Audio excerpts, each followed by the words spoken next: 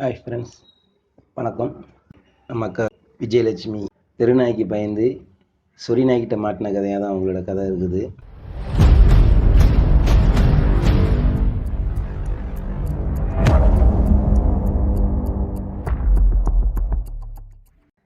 ஒரு 3 மாதத்துக்கு முன்னாடியே கேஸ் கொடுக்க வந்தாங்க.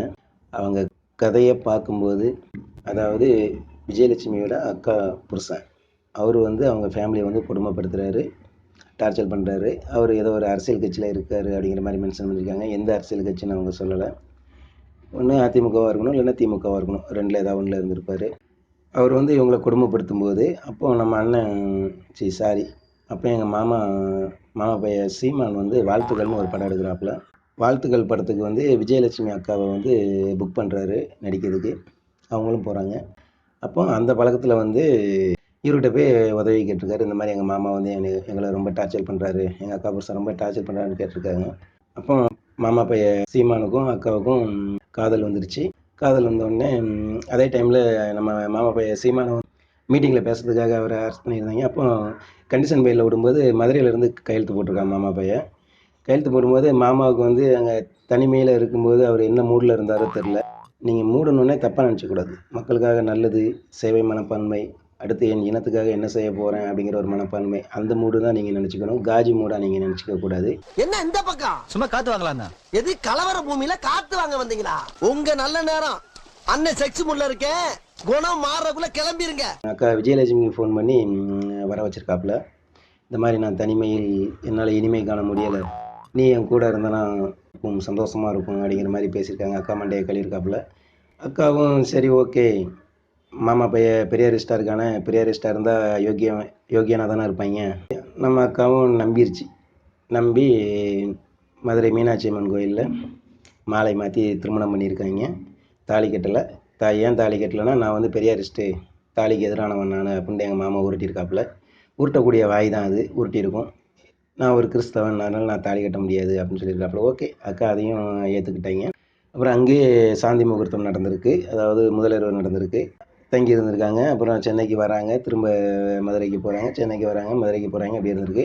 இந்த செலவெல்லாம் நம்ம மாமா தான் ஃப்ளைட் டிக்கெட்லாம் போட்டு கொடுத்துருக்காரு போல்.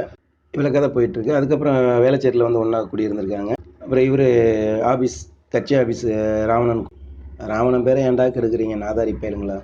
என்னென்ன அநியாயம் பண்ணுறீங்களா? யாரெல்லாம் காலி பண்ணி வச்சுருக்கீங்க பாருங்கடா மாமா பயலெல்லாம். ராவணன் குடியில் போயிட்டு அக்கா சமைச்சு சாப்பாடு மாமாவுக்கு ஊட்டி விட்டு வாயெல்லாம் தொடச்சி விட்டு வந்திருக்காங்க. அப்போ வரும்போது ஒரு பொண்ணு ஃபாலோ பண்ணியிருக்கு நம்ம அக்காவை, விஜயலட்சுமி அக்காவை. அந்த பொண்ணுக்கிட்ட பேசும்போது அந்த பொண்ணு என்ன சொல்லியிருக்குன்னா, நீங்கள் ஏன் சீமான் மாமா கூட சுற்றிக்கிட்டே இருக்கிறீங்க அப்படிங்கிற மாதிரி அந்த பொண்ணு சொல்லியிருக்கு. உடனே நம்ம அக்கா விஜயலட்சுமி அக்கா ஷாக் ஆகிட்டாங்க. ஏய், நான் தாண்டி அவன் மொண்டாட்டி அப்படிங்கிற மாதிரி சண்டை போட்டிருப்பாங்க போல். வேணா அவங்ககிட்ட கேளுன்னு சொல்லியிருக்காங்க. உடனே இந்த அம்மாவும் சேரன் சார் அப்புறம் அவங்ககிட்டலாம் கேட்டிருப்பார் போல். அவரும் ஆமாம் அப்படிங்கிற மாதிரி தான் சொல்லியிருக்காரு.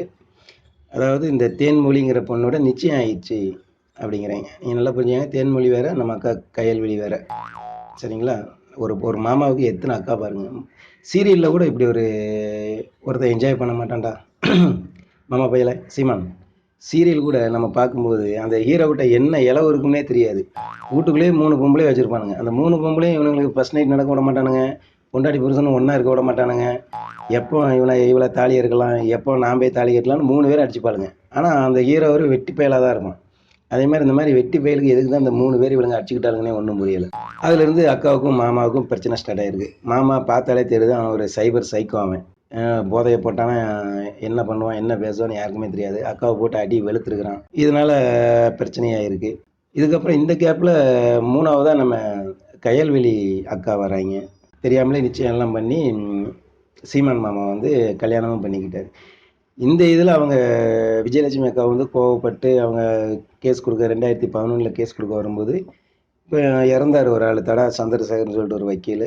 அவர் சீமானோட எல்லா கேஸுக்கும் அவர் தான் டீல் பண்ணியிருக்காரு. அவர் சீமான் மாமா கிட்ட பேசி அதுக்கப்புறம் எங்கள் அக்காட்ட பேசியிருக்காங்க. நீ தான் மனைவி, இந்த கயல்வெளி துணைவி, புரிந்து கொள், உன்னை ஊரறிய வாழ வைப்பார் அப்படிங்கிற மாதிரி பேசி பிரபாகரன் முன்னிலையில் சென்னையில் மாபெரும் மீட்டிங் மாதிரி மாபெரும் கல்யாணம் பண்ணலாம் அப்படிங்கிற மாதிரி விஜயலட்சுமி அக்கா மண்டையை கழுவி விட்டுருக்காங்க. அப்போ நம்ம சித்தப்பார் ஆட்சி வேற, எடப்பாடி சித்தப்பா ஆட்சி நடந்திருக்கு. அதனால நம்ம மாமா சீமானுக்கு வந்து எல்லா ஆங்கிள்லையும் இவருக்கு வந்து கை கொடுத்துருக்கு. அதுக்கப்புறம் கைல்வெளியை கல்யாணம் பண்ண உடனே இவங்க வந்து 2011 கேஸ் கொடுக்குறாங்க. கேஸை வந்து நம்ம சித்தப்பா ஆட்சி வந்து நடவடிக்கை எடுக்காமல் தட்டி விட்டார்.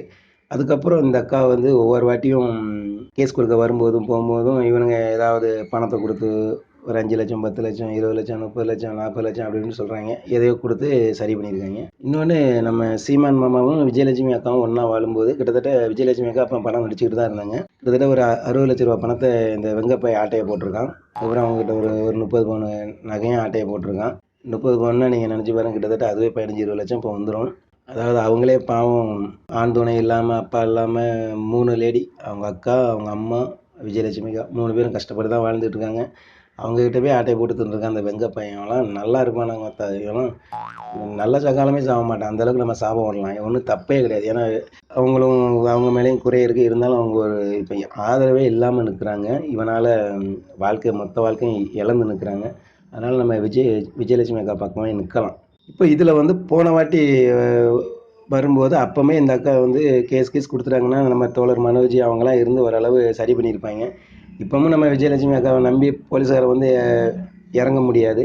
இறங்கினாலும் நாளைக்கே சீமான் ஒரு கிட்னி ஊற்றினாலும் 1 கோடி ரூபாய் கொடுத்துட்டான்னு வச்சுக்கோங்களேன், விஜயலட்சுமி டாட்டா காமிச்சிட்டு போயிட்டே இருக்கும். அதனால் அந்த கேஸ் எப்படி முடிய போகுது நம்மளுக்கு தெரில. சீமான் உள்ளே போவானா போக மாட்டானா அதெல்லாம் நம்மளுக்கு தெரியல. அப்படி இருந்தாலும் இந்த சீமானுங்கிற அயோக்கிய பையனோட கோர முகத்தை நம்ம காமிப்போம். அவங்க வந்து கம்ப்ளைண்ட் கொடுத்துருக்காங்க. அந்த கம்ப்ளைண்ட்டில் வந்து என்ன எழுதியிருக்காங்கன்னா, 7-8 வாட்டி என்னோட விருப்பம் இல்லாமலே என்னோட கருவை கலைச்சிருக்கான் அந்த சைக்கோ அப்படிங்கிற மாதிரி சொல்லியிருக்காங்க. இப்போ நம்ம ஒரு சில விஷயங்கள்லாம் கேள்விப்பட்டிருக்கோம். அந்த பாலில் அந்த மாத்திரை கலந்து கொடுத்துருவாங்க, சாப்பாட்டில் அந்த மாத்திரை கலந்து கொடுத்துருவாங்க. அந்த மாதிரி தான் விருப்பம் இல்லாமல் கலைக்கிறது. இல்லைன்னா பிடிச்சி வலுக்கட்டாயமாக பிடிச்சி வாய்க்கில் ஊற்றணும், அந்த மாதிரி பண்ணியிருக்காங்க. அதில் தான் இந்த மாதிரி ஒரு கோடி ரூபாட்ட பணத்தையும் ஆட்டையை போட்டான் அப்படிங்கிற மாதிரி கம்ப்ளைண்ட் கொடுத்துருக்காங்க. நிறைய விஷயங்கள் அந்த கம்ப்ளைண்ட்டில் இருக்குது. அவங்க இப்போ வக்கீல் விஜயலட்சுமி அக்கா வக்கீல் வந்து வீரலட்சுமி பவரான ஆள் தான் போல், நல்லா தான் பேசுகிறாங்க. ஏதோ சீமான் மாமாட்டிருந்து அவளுக்கு எங்கள் அக்கா விஜயலட்சுமிக்கு ஏதாவது நிவாரணம் வாங்கி கொடுத்தா நல்லா தான் இருக்கும். நான் கூட நினச்சிக்கிட்டு இருந்தேன் சீமான் மாமாவுக்கு ஏற்ற ஜோடி விஜய் அக்கா தான்.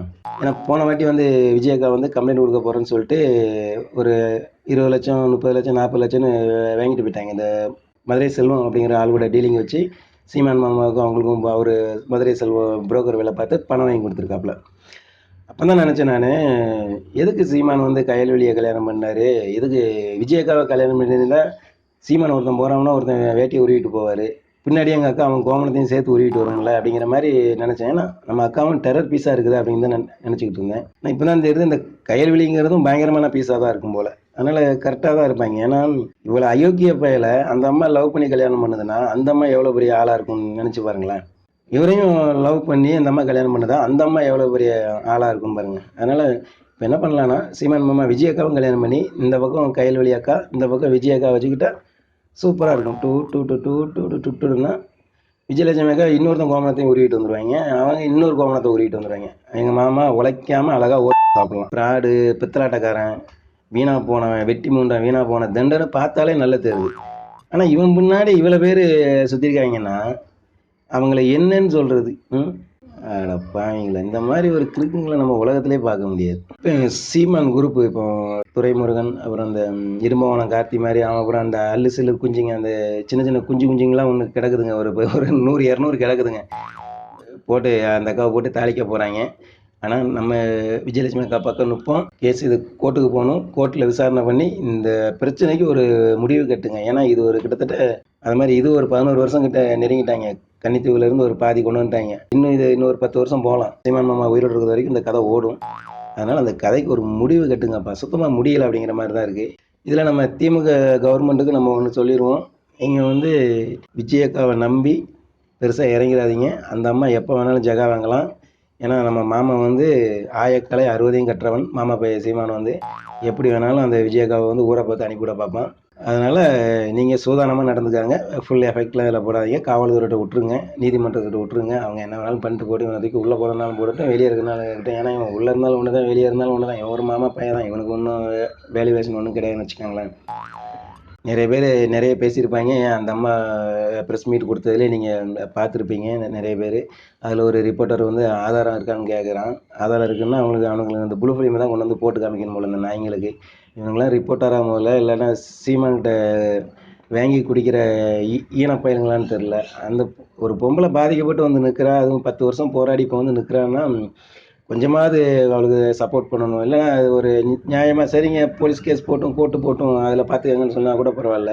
ஆதாரம் இருக்கான்னு கேட்கானுங்க. அடுத்த வாட்டி யார் கூடயும் படுக்கும்போது வீடியோ கேமரா செட் பண்ணிட்டு தான் படுக்கணும் போல்.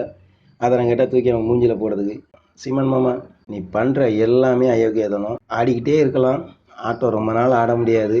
முடிவு வரும்போது அந்த முடிவு பயங்கரமாக இருக்கும் அப்படிங்கிறத நம்ம மாமா பையன் சீமானுக்கு சொல்லிக்கிடுவோம். நன்றி நண்பர்களே.